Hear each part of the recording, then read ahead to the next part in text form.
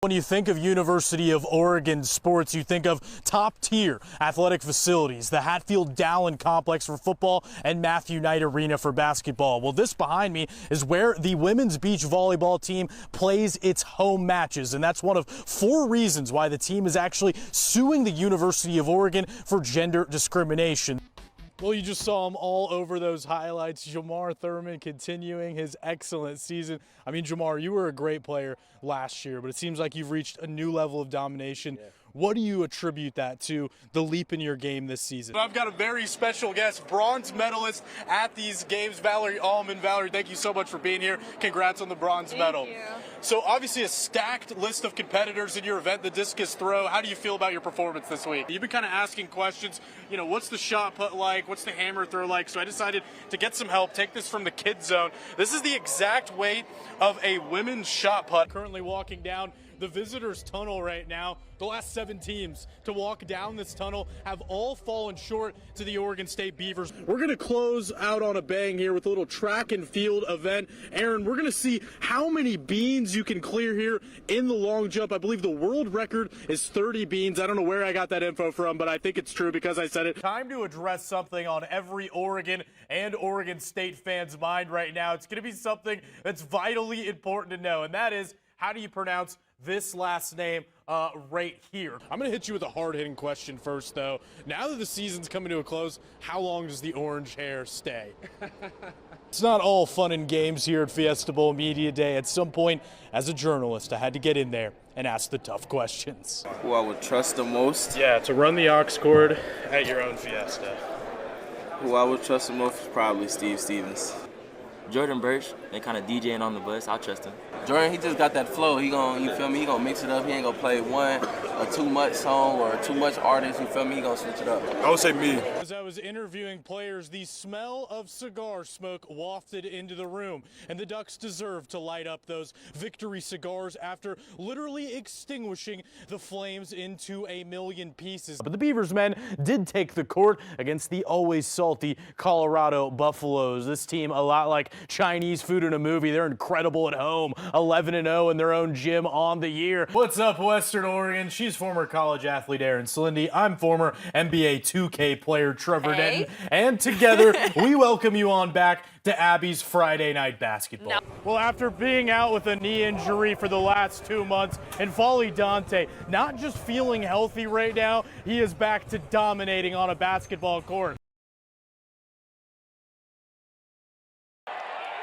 In an offense full of explosive weapons, center Jackson Powers Johnson helps set the tone. It's just football. It's a child's game, so I have fun doing that. A child's game. That's how you refer to football? It's a brutal game. It's a child's game with a king's ransom. To get into that zone, JPJ has a special ritual before every game. Every time I run out of the tunnel, I look out to my dad and, you know, point at him and pound my chest, kind of just like signifying that, like, you know, he's got my back. He just gets there and he looks up and he knows that's where I'm at. And that's where I'll be. James stepped in to be there for Jackson from a very young age. When my husband and I got together, James and I got together, Jackson was 2.5 years old. And when we got married, he was 3. And his biological dad has always struggled with different things. And so James really came in and was the dad. It wasn't always easy at first. We would just butt heads on little things. Like I would just be like, you can't be a crazy man. You have to, like, you can't run through the grocery store and yell and scream. You know, he's just a big personality, and I think what it was is he needed to be seen. James did see him, and the two formed a deep bond through sports. We did road trips together. We went to games together. I won't go to, there's certain stadiums I won't go to unless he's with me. And one day when he was a kid, Jackson made a decision. He looked up at me and he said, "Okay, you're dad now." And I'm like, okay. And that was it. And from there on out, I was dad. But there was still one more step for the man born as Jackson Light. When I was 18, I ended up changing my name to Powers Johnson. The Powers in it is my mom's maiden name, and the Johnson's my dad's name. And, you know, my dad being my stepdad, pretty much raising me my entire life since I was 3 years old. Once JPJ arrived at Oregon as a freshman, Mario Cristobal let him out of practice early to legally change it in a Zoom court date. Now all that was left to do was surprise his dad with the news. I ended up like FaceTiming my dad, and my mom's kind of in the background. She's about to know what's gonna happen. And I go, Dad, I just got done with court. My dad's like, what'd you do? He's like, what'd you do? Like, come on, just you can tell me, but like we gotta know like what we gotta do. Parents' worst nightmare. Yeah. And I'm like, seriously, you've been there a month and this? I'm like, well, I changed my name. Do you want to know? And at that point, just tears streaming. And then he goes, you want to hear my full name? And I'm like, yeah. And I just assumed it was going to be Jackson Powers Johnson. He goes, it's Jackson James Powers Johnson. And for me,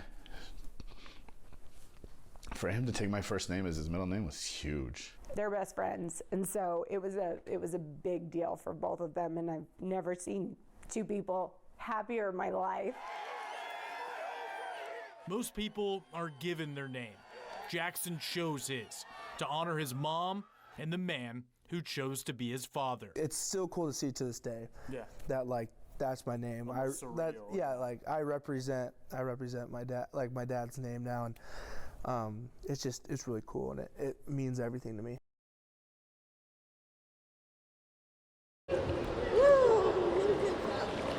Multiple times a week, you can find Peggy Konzak here, helping babies 6 months to 3 years old get accustomed to the water at the Roseburg YMCA. It's just a joy in my life. I'm playing with them. I'm not working, I'm playing. Her instruction has been especially helpful to Jennifer Reed, whose daughter Lila is deaf. Peggy's really great because she integrates a lot of gestures and simple signs. And especially the one-on-one, getting one-on-one support with her, just the three of us learning how to swim has been, made all the difference. It's a teaching style that formed 54 years ago. I came here to the Y just to relax, swim, and friends said, how about taking my baby to the baby class? And I said, sure, I'll be glad to. And at 102 years old, she has no plans of stopping. I'm inspired to get up in the mornings, get ready, and I still drive my car and come to the Y and spend the morning.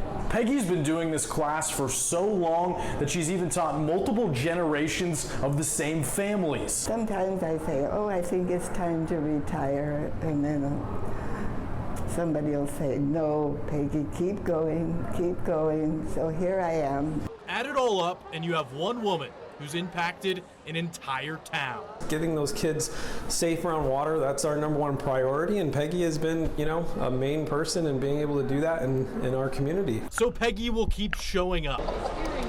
She'll make the babies laugh. She'll close each class by singing the Hokey Pokey. Then she'll say goodbye and come back and do it all over again. What else could I do that is more rewarding? From Roseburg, I'm Trevor Denton.